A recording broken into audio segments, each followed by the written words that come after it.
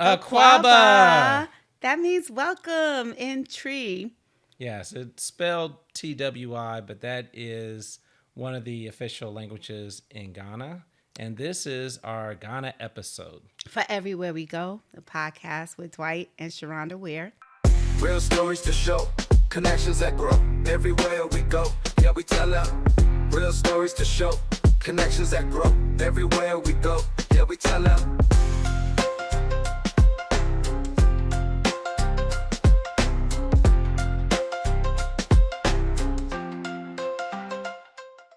We really want to get into the trip. It was a 10-day trip.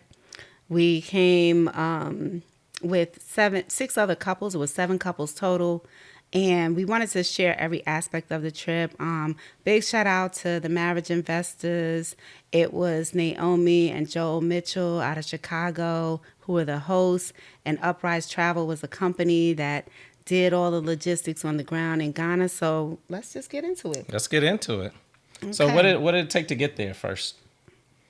I think the biggest part of going to Ghana is the preparation. Yeah, so you need to have your yellow fever shots, and this is apparent with her coughing. I don't have yellow fever. Okay. I may have a little cold. And I don't feel excuse. I'm not as scared because I know she got her shots. So you have to have your yellow certificate. And that could be costly too. It's a little pricey. It's a little pricey, but make sure you get it. You also have to have your visa. So we had a few little fun with that, but you have to get it within 60 days of your departure. And then they suggest anti-malaria pills. It's not mandatory, but good to have. You take one every day. And then, of course, your plane ticket and your insurance. Okay, I just want to throw in a couple other ones just to make sure we cover everything. In terms of the yellow fever shots, they were less expensive when you go to like your public health department, whatever state that you're in. Contact them, and they tend to have a supply at a lower price. Like we're talking about hundreds of thousands difference in cost. The other thing we got was a typhoid shot, and we also got I think it was hepatitis A and B. Shots. We did a COVID booster. Not trying to be controversial, y'all. That's just what we did. And well, we were also winding down in our health insurance, so I got everything. I was a bionic man. I think I got flu shot. They cleaned out my ears. TMI. We did a lot of things. So I was a bionic but that man. actually probably, being all practicality, when you're in a flight that is as long as it is, you definitely don't want to have any issues. Like I'm glad I didn't have a cold at that time because anything that's going to kind of cause extra pressure in your head is not going to be as comfortable. And those plane trips, I think our one from JFK was 10 hours. So direct flight to Accra, but that was a good itinerary. Yes, pack some fun stuff for the trip. All right, so I think the way we should do it is maybe just hit our top 10 experiences in Ghana. So let's start with number one. Number one for us was the people.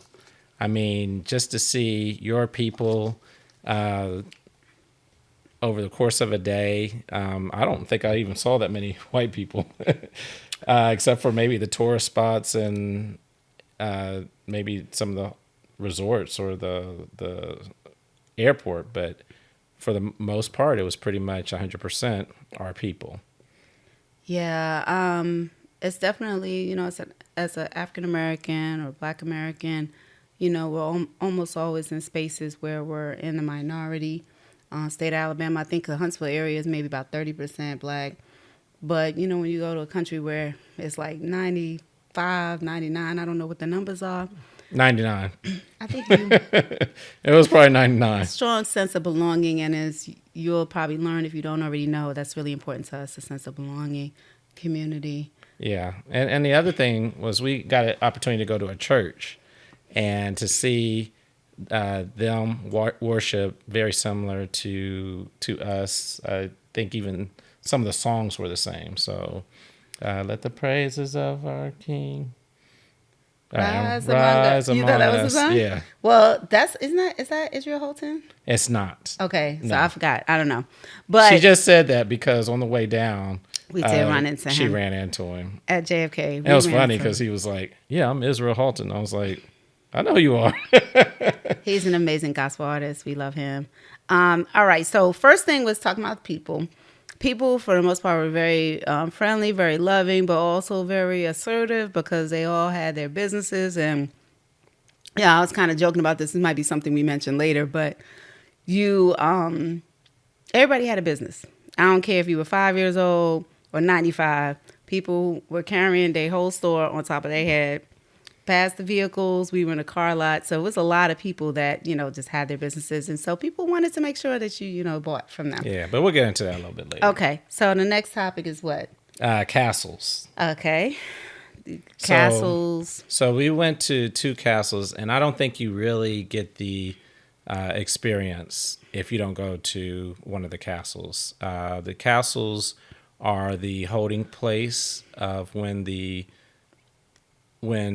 people were captured and before they got on the slave ships.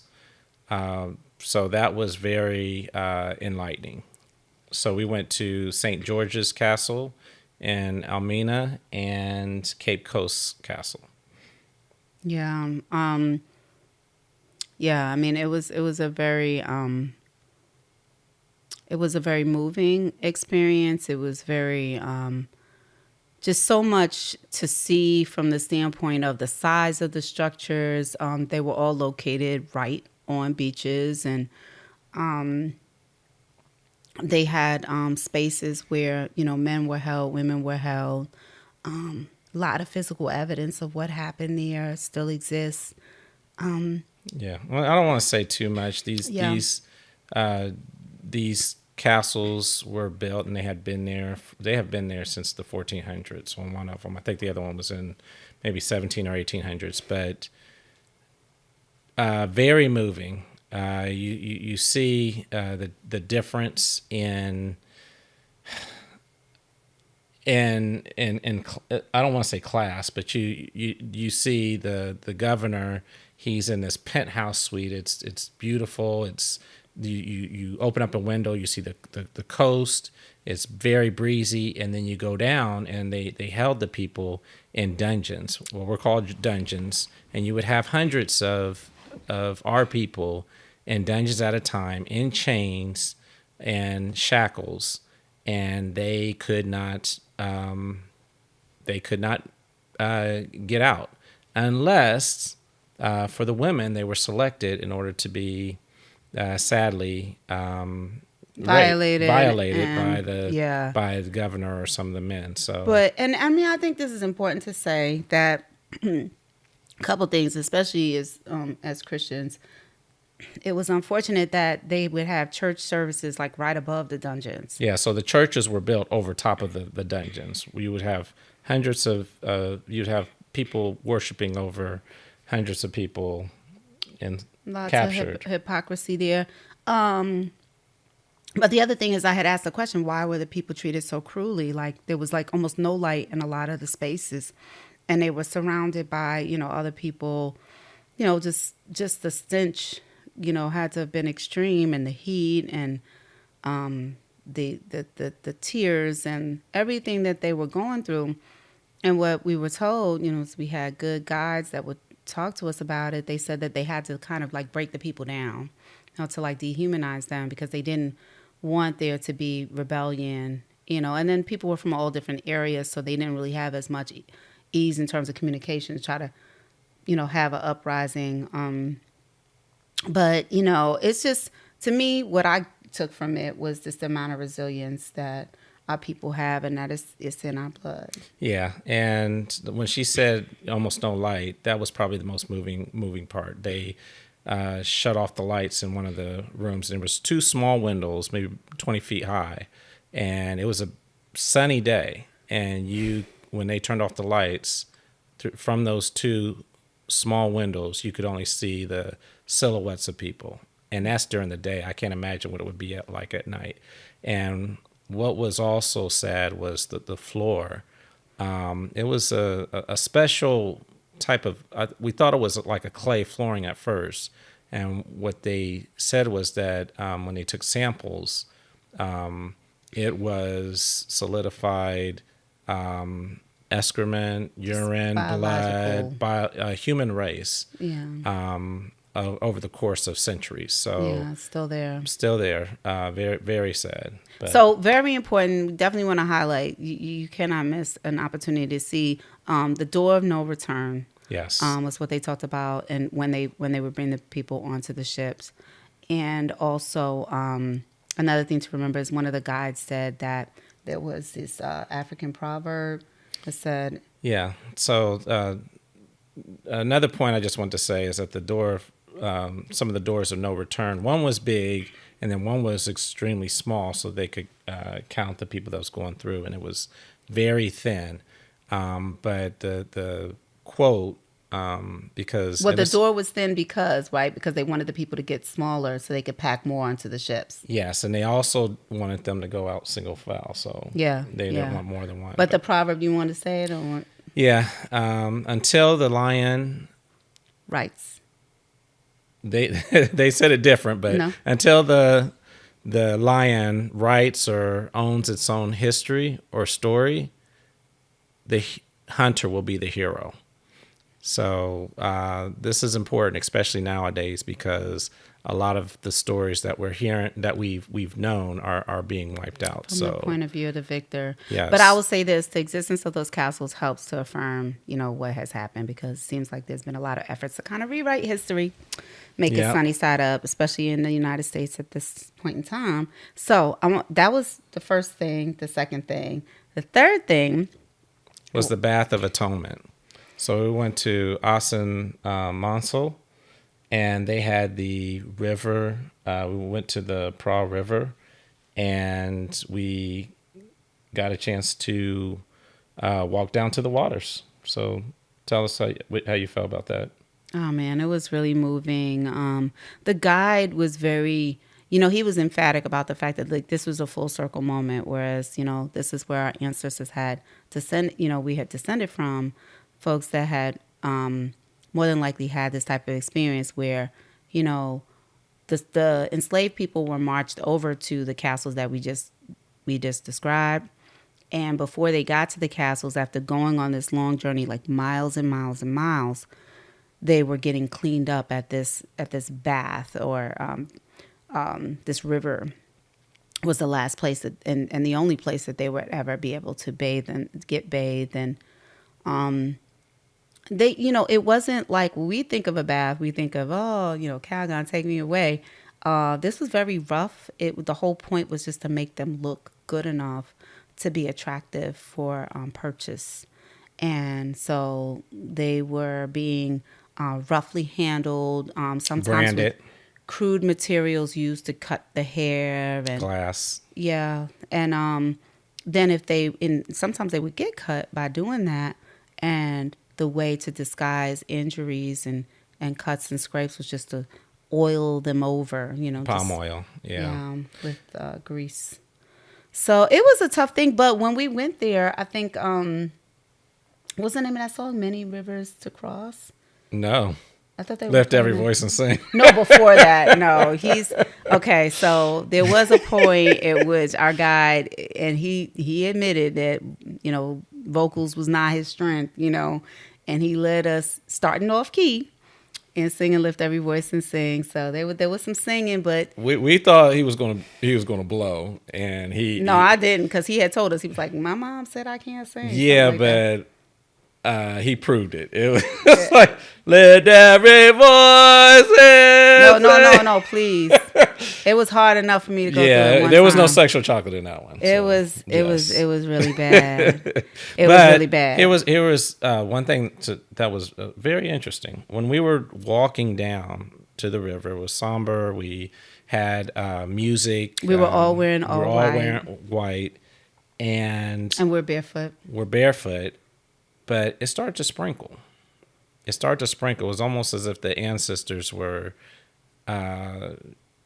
crying down on us. And then after we had went down to the bath, when we were walking back, it was sun shining. So I don't know. It was. Well, when we got to the river, we stepped into it. It was like a shallow area where you could be on like a stone surface. So, the water would run over our feet, and we'd everybody was paired up with their spouse, and so it was like you're holding each other's hands. And I think we said some meaningful words or a prayer with each other, just to like, commemorate that moment that we were sharing together. And so that was definitely a highlight. But the other thing about the Asin Manso is that was a property that was owned. What was it? It was owned by a chief or something of that nature, but it was all that land that also encompassed the river. Anyway, years from now, that's a center. It's a cultural center. It's an educational place that also held the remains of some African Americans that had been brought back. I think there was even somebody from Barbados, but they had like 4 different graves there where the people were actually brought back to the motherland. And Yeah. so they honored them. They had flowers around those grave areas. Yeah, it was one really of the. beautiful. It was the first time that people had returned back Yeah. to Africa. So Yeah, to come back to Ghana. And so the Bath of Atonement was like the third thing, and then the fourth thing. was the naming ceremony. Okay, so in this part of Africa, and I think in a lot of African nations, they have this tradition where the children are named. They have a whole ceremony about the naming of the children. I think it's Yes. children, right? But for us, it was like we're coming back home, so we're still in need of having had this ceremony where you're renamed based on the day of the week that you were born. Yes. And it's different for males versus or men versus the women. Yes. So they give you your day of the week, and then they give you a good family name. Well, it's based on the day of the week that you were born. Yes. So I was born on a Saturday. I'm sorry, a Saturday. She was a Wednesday. Yeah. And so my name was Kwame and Doa. So that means fruitfulness. Okay, yeah. So you have 2 parts of the name. You have the day of the week, and then there's something else that they associate with you or gift you with as far as your name. So my name was it was Akua Afriye. And Akua is the Wednesday part, and Afriye means good luck. So I guess a good luck person born on a Wednesday. Now, you've been my good luck charm for 25 years. Very- So I'm either glad- that or maybe it's the other way around. You had good luck when you. When I met you, I knew you was gonna turn that around to compliment for yourself. But during the ceremony, what was good was it was a Shanti Cultural Center. Yes. There was a chief that was there. They had like the elders there. They had there were women that helped us get dressed. The men got dressed, We and had they some put garments on. But before that, we got to learn about the kente spinning and weaving. So how they create the kente cloth, actual the like different weaving. patterns. So the material. There's a lot that goes into it. But Yeah. So and then they also walked us over to these trees where a lot of times you would see the cacao. Cacao is actually a major export for Ghana, and that's the tree from which cocoa is made. I think chocolate is made from that. Cocoa butter is made from Yes. that.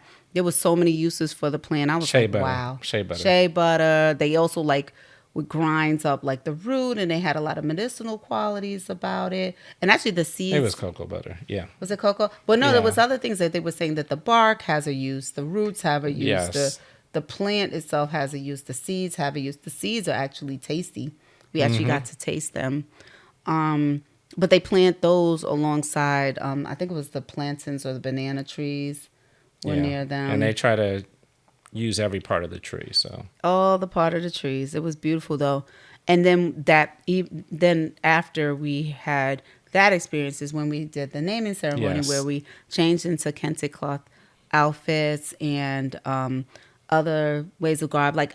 We didn't even mention this as we're sitting here all this time. We are wearing Ghanaian clothes Yes. that were made for us while we were there. yes. So they actually fit.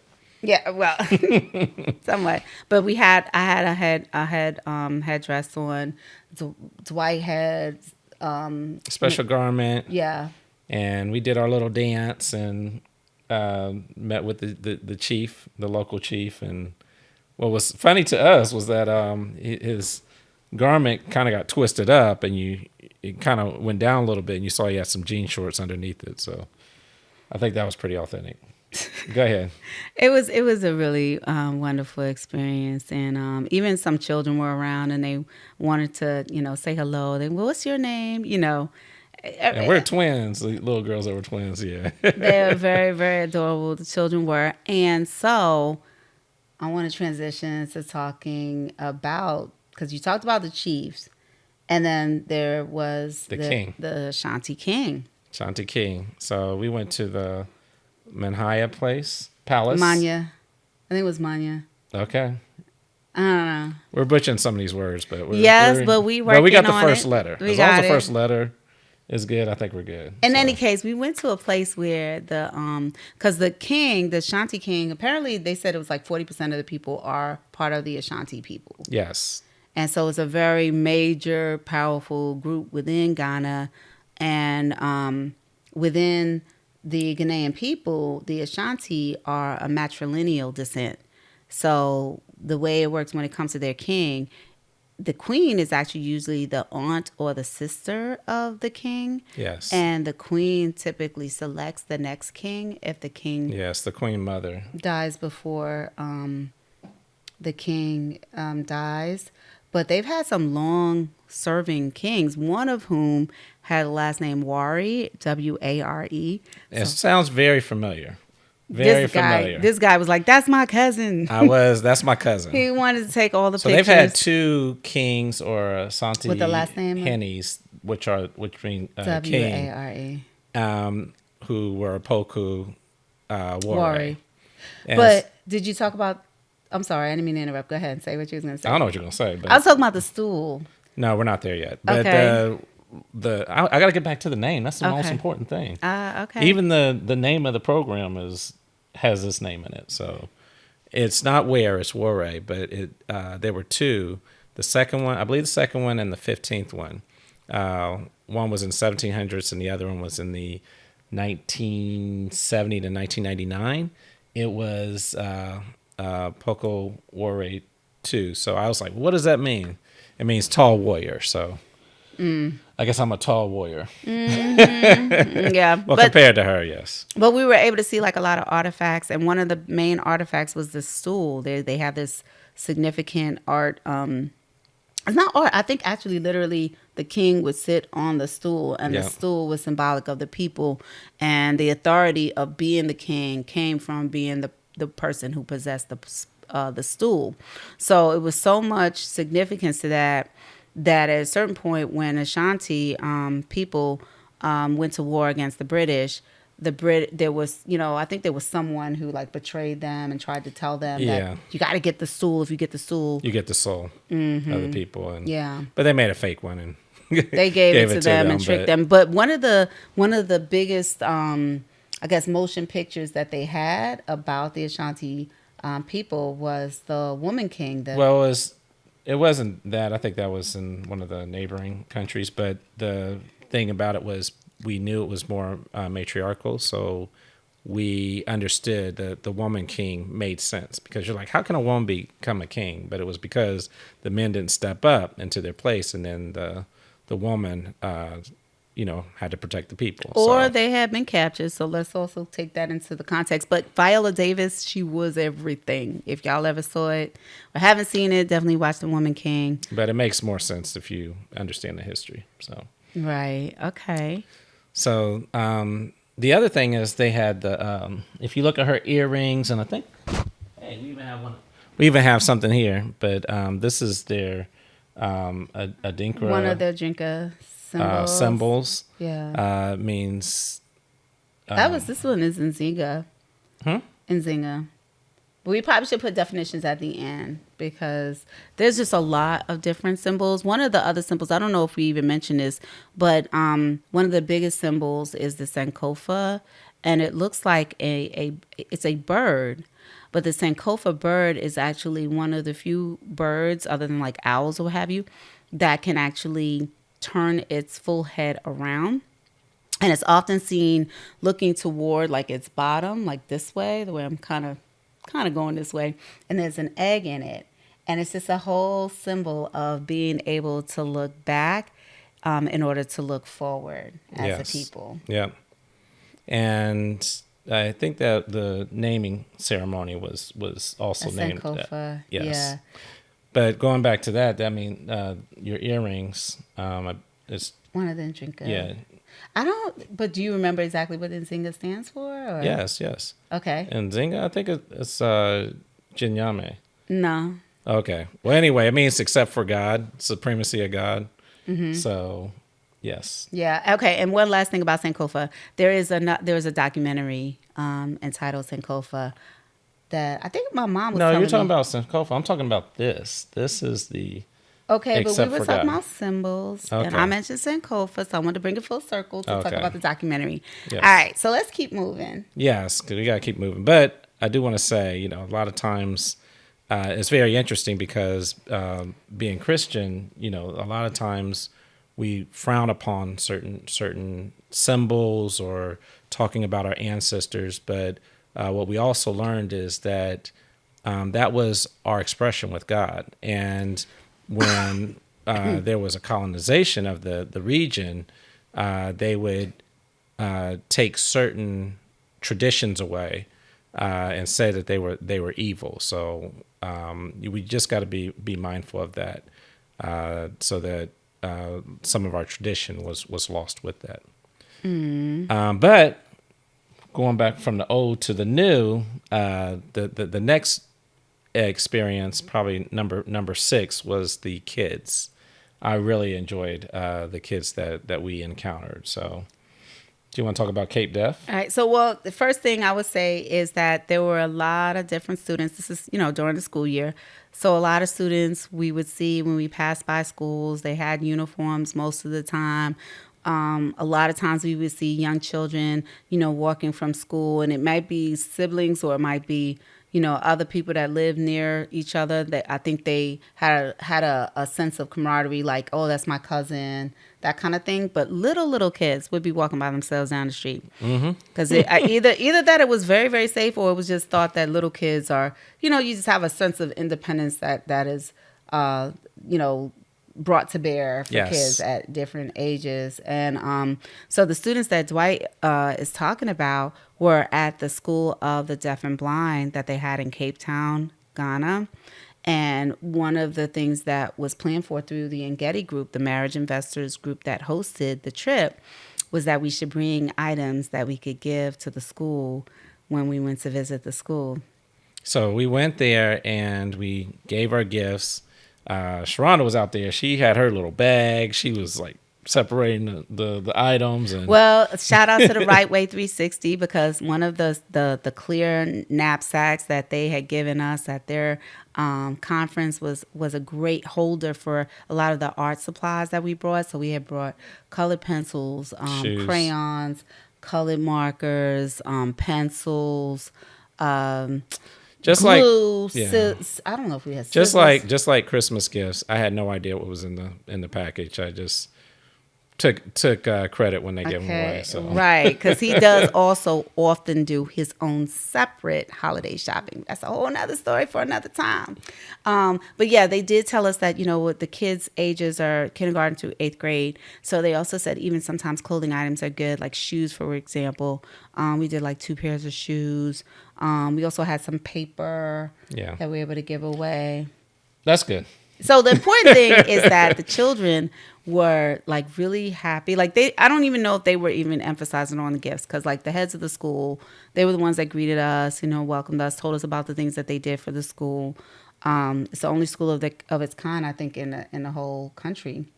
Yeah, and what made it so exciting was we got to go into the classroom and did a little exercise where they gave us a name. So it really went off the first sound or initial of your name, and then they would want to do something to distinguish you from another person that had a similar sound. Oh, I forgot So what do you my remember name yours? was. No, but they Sharonda. did a lot It's of Sharonda. That's your name. right, but I don't know if it was SH like AR. Well, mine was like ON. this. It was a D O-N. sound, so they did like this. I could have gone on the arm or like on the chest, but we did it on the head. So if they were to see me, that's what they would They had a shortcut. do. But Yes. I did remember, this was going back to PS 308, Brooklyn, New York. They used to have the deaf alphabet on the wall, the sign language alphabet on the wall. And so I remembered the whole alphabet, and I showed them, and the kids were like, "Yay!" It was like, this grown up lady up here trying to show them the alphabet, but they rolled with me. They gave me a little bit of like, "Hey, I'm glad Yes, you know yes. our But alphabet." they enjoyed us. They took pictures with us. Oh yeah, we took They hung pictures. around us, and when we took the picture, you could tell which ones like Sharonda because they went and stood right next to her. So yes, Well, let me. there was one boy that went right up here. He always gonna notice And somebody that's so, me. yes. But you know what else I will say about the School of the Deaf? They had to come from all different parts of the country, and they stayed there. So it was a residential school program, and so the children were able to get an education they otherwise wouldn't have had where they live, and I think they operate with a lot of needs for donations and. Yep. Because it's not like the parents can afford to contribute a lot towards the tuition costs. So definitely a great cause, a great place, Yep. and So let's move on. Number 7. yeah, Commerce. So commerce was business, very Just say business, very business like. Yes, they.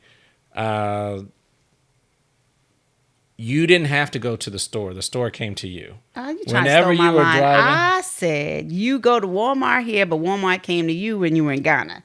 I said something different while I was there. But anyway, while you're driving, if you're riding at a stoplight, they're long. First off, they're like 2 or so minutes, and then people come and it's a little bit different here because the women they do head carrying, so they carry baskets on their head. There were some men that did it too, but mostly women. But they would bring anything. I mean, they would have fruit, bread, plantains. You had the food, but then you had other items. I saw We've canes, seen electronic products, electronics, windshield shoes, wipers, shoes, just all furniture. There was one time we stopped. Well, no, I'm talking about when you're at a stop. Okay, well, when you're on the road, it kind of brought me back a little bit to New York, though, right? Yeah. Like when you stop at a stoplight, people, a lot of little kids might have like bottled water, and they're selling their bottled water. Yeah. And in this case, or certain places, if you have someone who is asking for money, you have those people too. People for the most part, people not that weren't case there. People weren't asking for money, but they really wanted you to buy what they had. Yes. That was what I saw more. And they had stations, so I think everybody would go home and then come out and in the morning have their station in front and on the main road. So yeah, well, it's like markets, like the areas that were marketplaces were blocks and blocks and blocks of people who had different, like sometimes it would be like just like a series of boxes and then like maybe all their fruits and vegetables on top of the boxes. They're selling things, tables, carts. A lot of times when it came to vehicles, they'd have like it'd be a motorcycle, but then it would be like a wagon attached on the back end and like 6-7 people in the wagon and just rolling. And I think everybody just came to like one location. But what amazed me were the women who carried things on their head. And, yeah, you couldn't get. I mean, one lady I know, she had like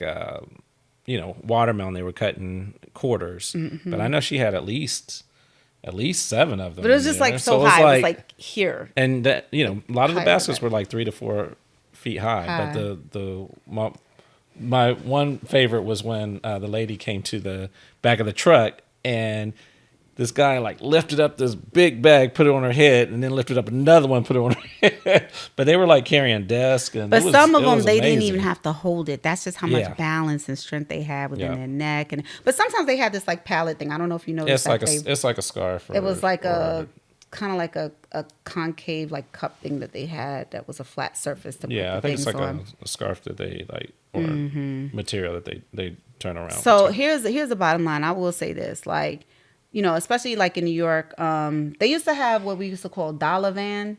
And it was like a van where, I mean, it was so many people just packed into this van. But it's like, instead of having to wait for the bus, if you had $1, you had a trip on a dollar van. They had things, I think they're called choo-choo. Is it choo-choo?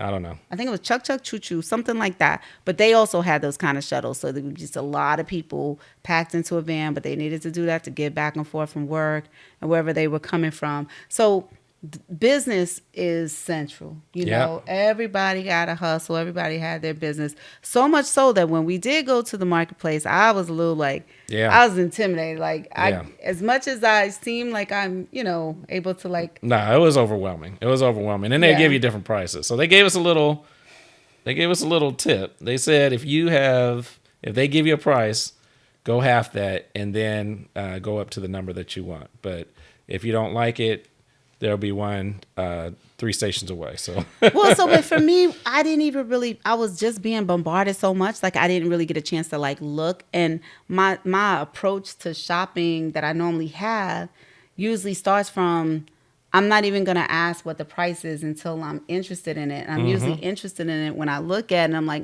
I think I could afford that based on what I think the price is. Nothing was labeled. I couldn't even. well, that's because it could be whatever.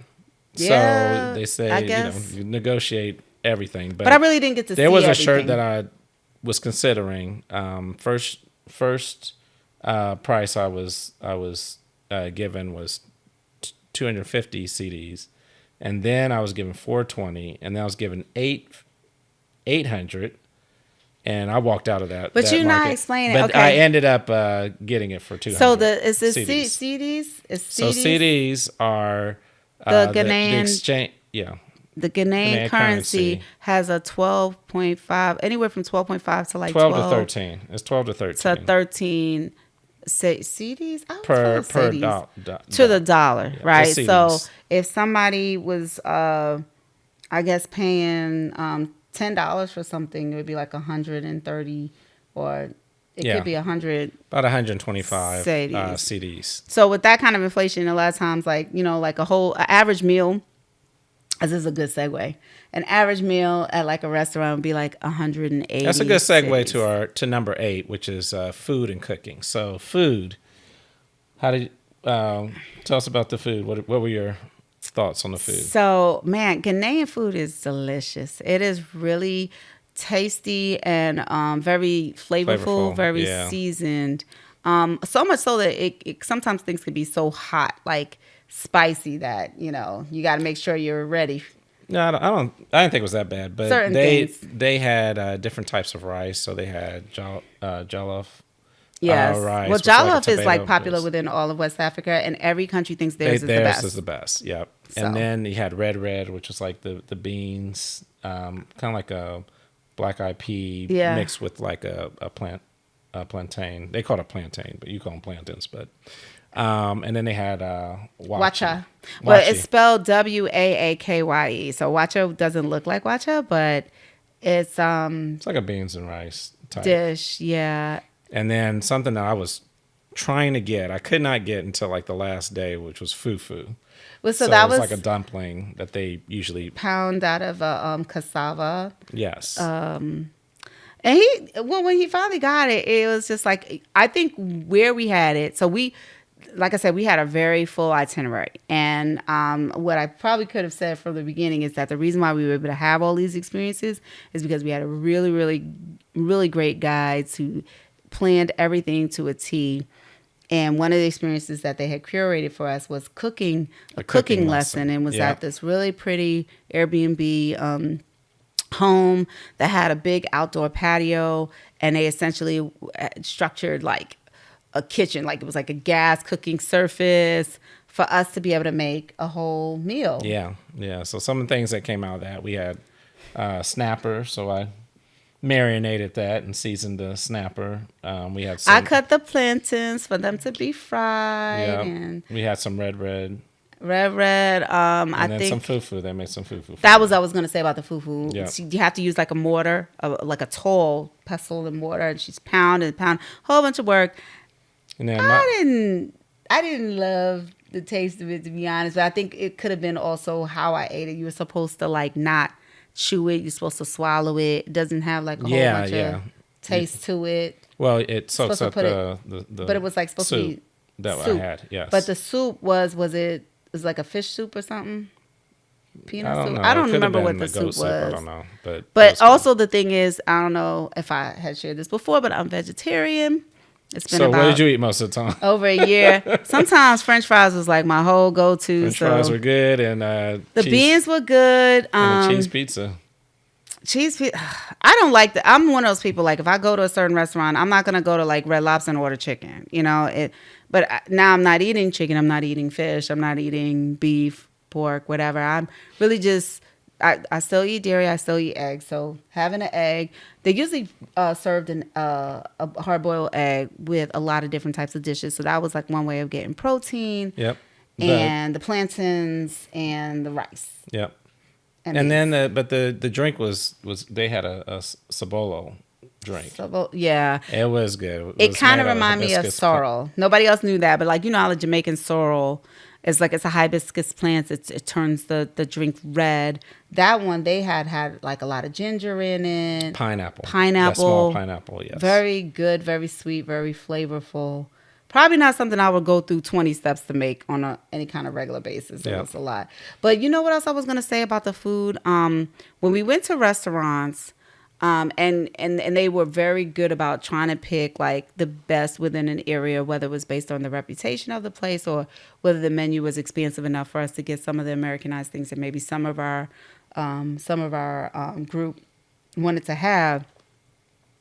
Didn't matter where we went, there was always going to be somebody who might have got their food way after everybody else. So first off, timing is not their strength. It's like So we would have 14 people, and the average time that we waited for our meal was usually our meals took about 2 hours. They're about 2 hours. From start to finish. So by the time we got there until the last person ate their last bite, it was about 2 hours. Okay, so you know how we have CP time? They had GMT is what they told us. Yes. It was Ghana maybe time.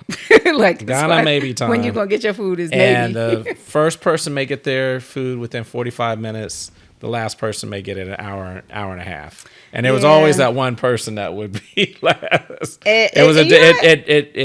They went around, so it was more. But see, like my name became true because I'm a Kua Afriye. Mm-hmm. Good luck. Oh yeah, you were never the last. I was the last once. I was good luck. Yes. And I never was last. That's true. I had the most awkward. That's because you didn't have much. You had taste. like just rice. You didn't have meat with yours, so maybe Yeah. that's what it was. Well, so the other thing is, I think sometimes depending on where we were cooking, like they may make one dish and then they make another dish and they make another dish. Maybe the quantity was difficult.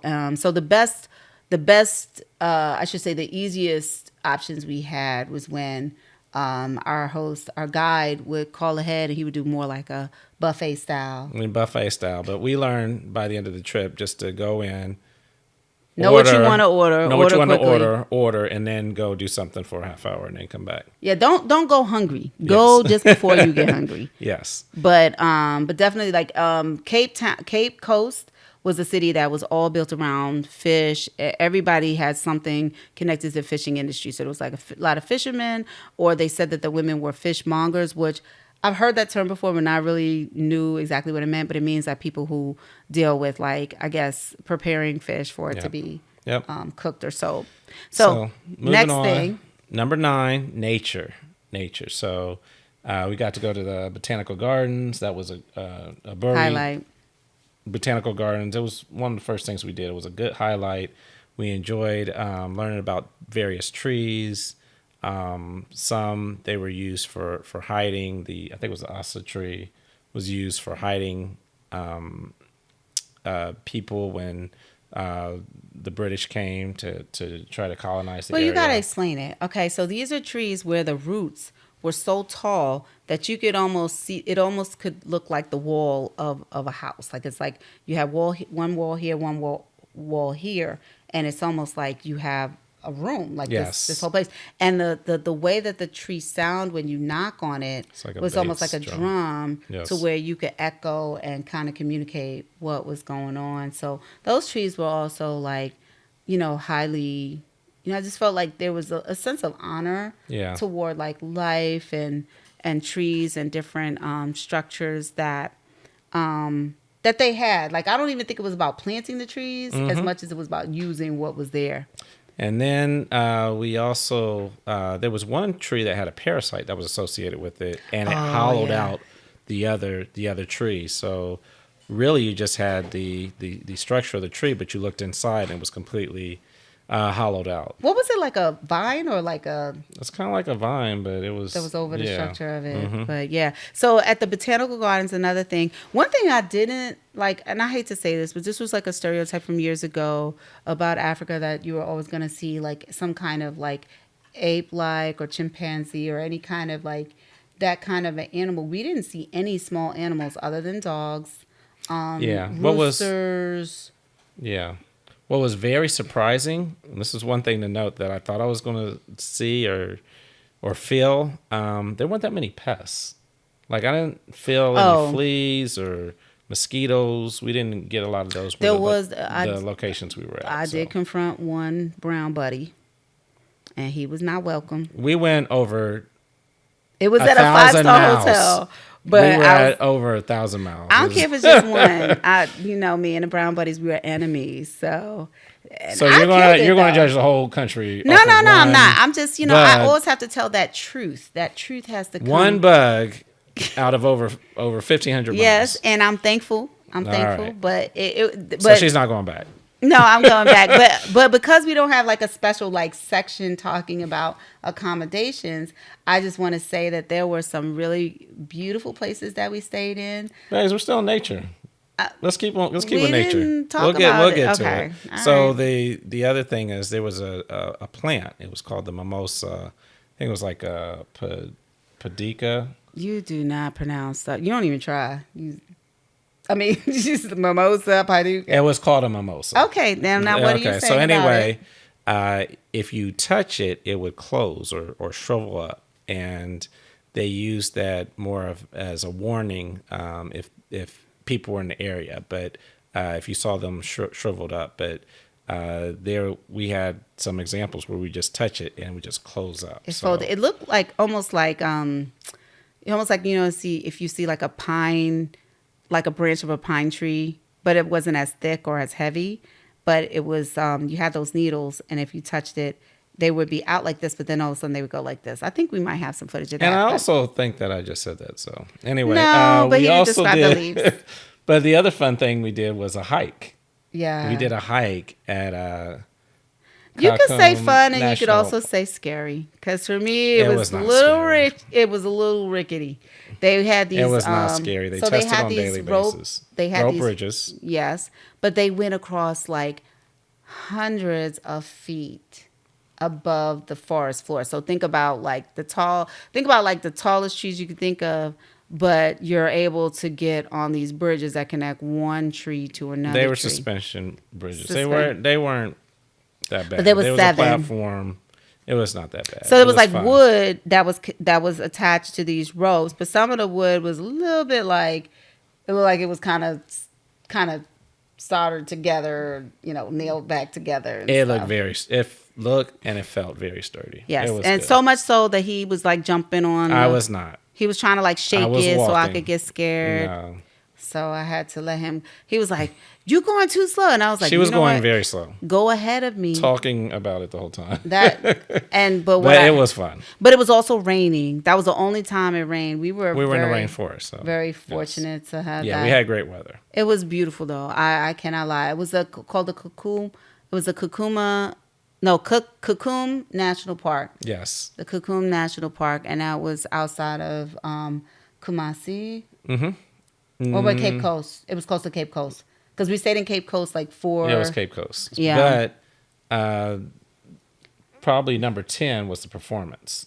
So we had a cultural performance. Right. That was a fun evening. It was done just for our group, even though there was others that were around.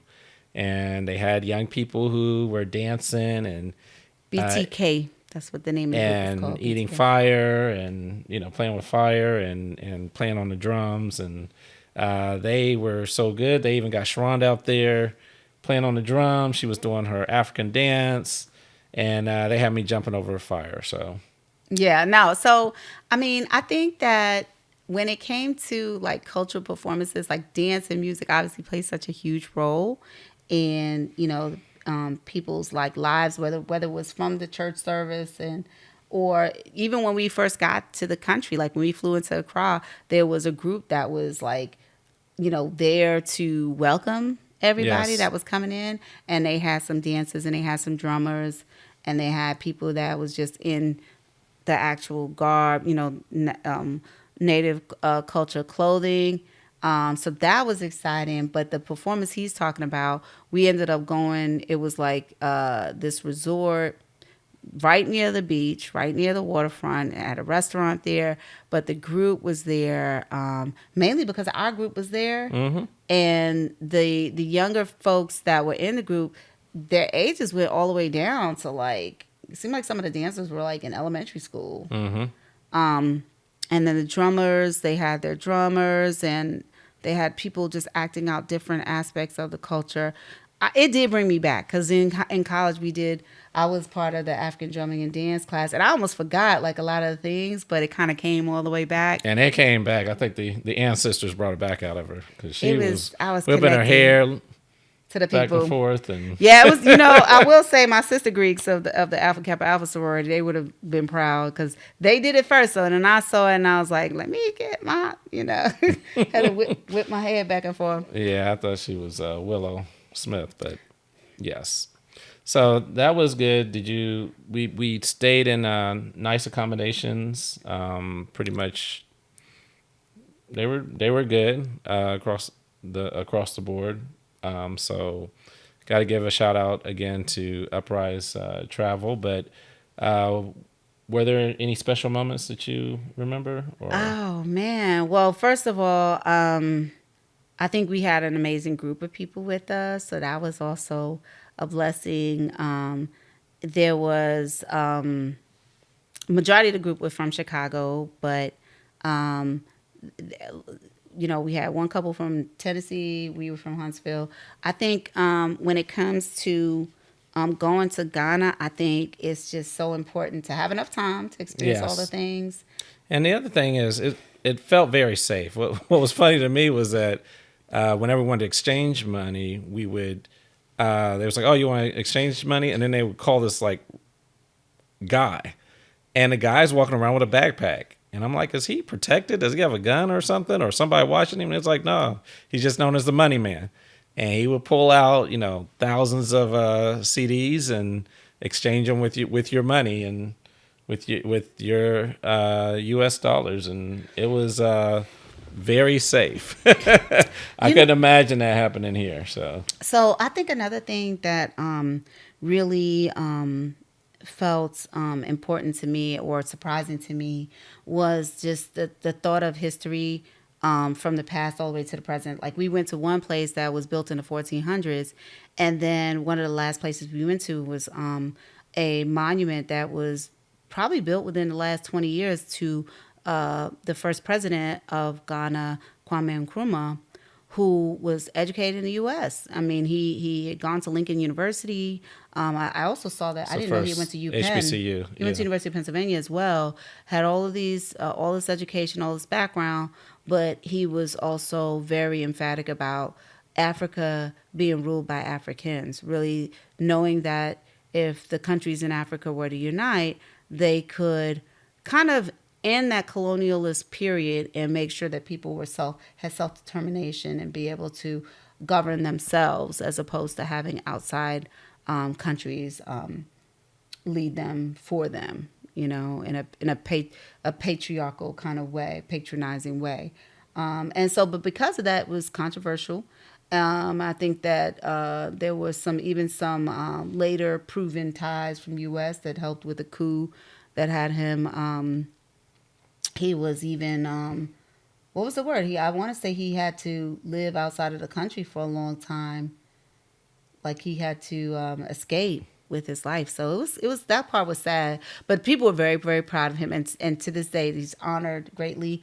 And he is also a member, I couldn't not say that I have no idea what you're about to say. A member of Phi Beta Sigma Fraternity Incorporated, the brother organization to Zeta Phi Beta Sorority Incorporated, my sorority. So there was even some plaques that was acknowledgement from Zeta Phi Beta Sorority. I want to say it was some chapters in New York had sent some plaques and had them up there.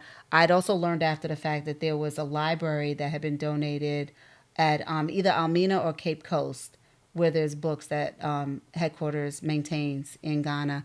But I didn't get an opportunity to see that or to see the chapter sorors in Ghana, because there is at least one Zeta chapter in the country of Ghana for Zeta Phi Beta Sorority Incorporated.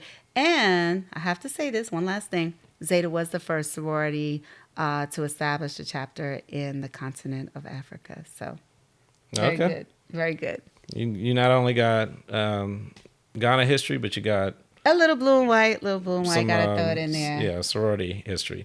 But yeah, I would say that one thing that stood out for me is that you hear about the history of slavery and the Middle Passage, but you don't hear it from the other end. And so I'm thinking about, someone who was captured, had to go through the last bath for atonement, then go to the castle there until the next ship came, which was several months, and then had to go through the Middle Passage, then had to come to America for slavery. That is very traumatic in the course of a year. So it shows the resilience of our people. We were we were selected because we were the ones that could endure a lot of the viruses and even the harsh conditions of selected. That's a funny word to use. Yeah. But hey, I just wanted to point out a couple things looking at you, because I think you look very handsome in your African garb. I very much appreciate this pattern that's here. Because I'm a tall warrior, so it's the same as my pattern. So you were able to get clothing made, which is really, really cool. The second day we were there, 9 days later, we had a wonderful seamstress that came to the hotel to make sure we could fit the things that we had ordered to get made. And then another thing that Dwight's wearing, I'm going to point it out, show it on camera. He has a bracelet with his name, the African name that he was given. Kwame is on there. But these beads right here are all handmade. And they have this place that we did get to go to where you could see the whole process that they went through to make the beads. And it was incredible. Literally, they would take bottles, glass bottles. Yeah, wine bottles or beer bottles, things like that, because it's colored glass, and grind it down to almost like dust that you could breathe in. You know what I mean? And they would take that and they had mortars and they could melt it and then pour it into molds that created the shapes that now became these beads with these holes that were also put in there by these stints that they kept to preserve the space to put the beads around here. So these kind of bracelets were very commonly worn by folks and valuable. Yep. Yeah. So I think if you go, definitely don't go in one area. Make sure that you don't go just to stay in one area. Don't stay in one area. Of course, you have to go to Accra.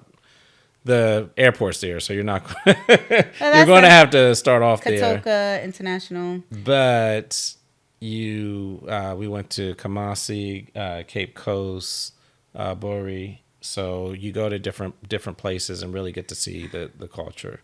And Uprise Travel took us there. There was even a day we left early, and they took us out by ourselves to make sure that we got the full experience. So shout out to King and Robert and Ben from there. So yeah, and I would say this: just try not to have too much of a preconceived notion of what you're going to see or what it's going to be like, because I think everybody has a different experience, but at the same time, I wasn't expecting to see so much, a lot of modernity, I should say, like the high-rise buildings. There was a lot of... They weren't that high. There was some, like condominiums with 20 stories. That's high.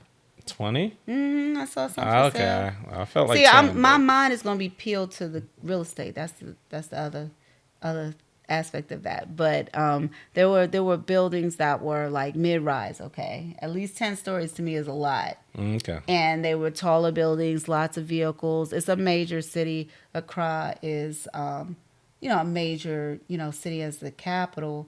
but a lot of the areas of Ghana have been modernized, and there's some aspects of it that, still needs a little bit more infrastructure. So, for example, when we were driving from Cape Coast back to Accra, there was so much unpaved roads. They were working on a highway, but there was like a good portion of it that was just all just dusty road, no pavement, like no the roads weren't tarred, Yeah. and so it was a little bumpy. There were some big potholes. And it's something about, I don't know why, but for whatever reason, like when it comes to like the drainage system, there's kind of like open sewer kind of. It sounds worse than it is, but you do have to be careful as far It's as just an going from open the, space. I the almost sidewalk to yeah. I caught myself. the I almost street. tripped in one. Yeah, I wasn't clumsy like that, but Yeah, But if you're on my anyway, hand, was it the Labadi Hotel, the Oak, but- was the Oak Plaza? And the manager there, Sarah, was amazing. Love her hospitality. And that's it. I mean, I don't have any other notes, comments. yes. Other than Go to Ghana. We recommend it. It felt like a pilgrimage, like something It's a like pilgrimage. every African American should go. Anybody in the diaspora, I should say, because it could, we got Africans that went to Brazil, Africans that went to Caribbean, all around the world. People in Europe, even still, our roots are coming from Africa, we return to our roots like Sankofa and go to Ghana. yep. And So I that's think the everywhere quote we go. that I think Kwame had a special quote that I am not African because I was born in Africa, but because Africa was born in me. So thank you. And that's everywhere we went. Everywhere we go. We'll see y'all next time. Bye.